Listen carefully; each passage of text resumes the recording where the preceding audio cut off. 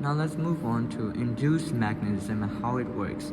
So induced magnetism is basically when you put a magnetic material such as this steel pin, when you put this magnetic material such as iron, steel, or any ferrous material in a magnetic field, this magnetic material will be magnetized by the permanent magnet field. A permanent magnet is just something something that's difficult to magnetize. It is made out of iron or steel. And this is an example. This is a horseshoe magnet. A horseshoe magnet is just like a horseshoe because the shape look like a horseshoe.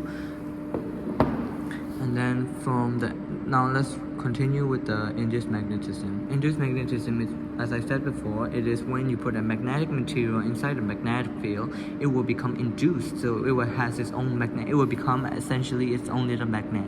So this thing will become its own magnet when we put it on either of the sides. And remember, induced magnetism always attract, whether you put it in north, whether you put it south. For example, if I put this tip near the North Pole, then it will attract. Near the North Pole, it will attract, as you can see here. So we can see that this North Pole now induces this magnetic material, and so the end of this sharp magnetic material now becomes a South Pole. So North Pole, then this is a South Pole, and then if this is South Pole, then the opposite must be the North Pole. So it essentially becomes its own magnet. So we can test that out by here. As you can see, it attracts. So it attracts a change of magnets. So this becomes the magnet due to this permanent magnet, and then this temporary magnet will attract all the other magnets and following along, vice versa.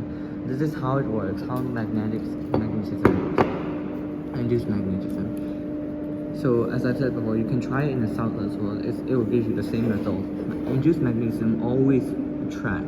So whether you put on the end of this magnetic material or this sharp end of the magnetic material, whatever you do, it will always induce a magnet.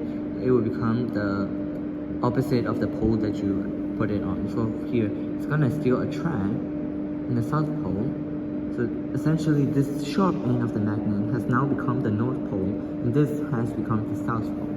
And we can test that it becomes South Pole. So it's gonna attract a North Pole of the magnet. So here, what it's gonna do is gonna attract this, because this is the second end of the magnetic material is now the North Pole, and this is the South Pole. And this South Pole is going to attract again to another magnetic material. So it goes on forever, but as it goes on, the magnetism weakens. As we can tell, it weakens. This induces this one induces this one, and this one induces this one, and so on. So essentially, this is what is called induced magnetism.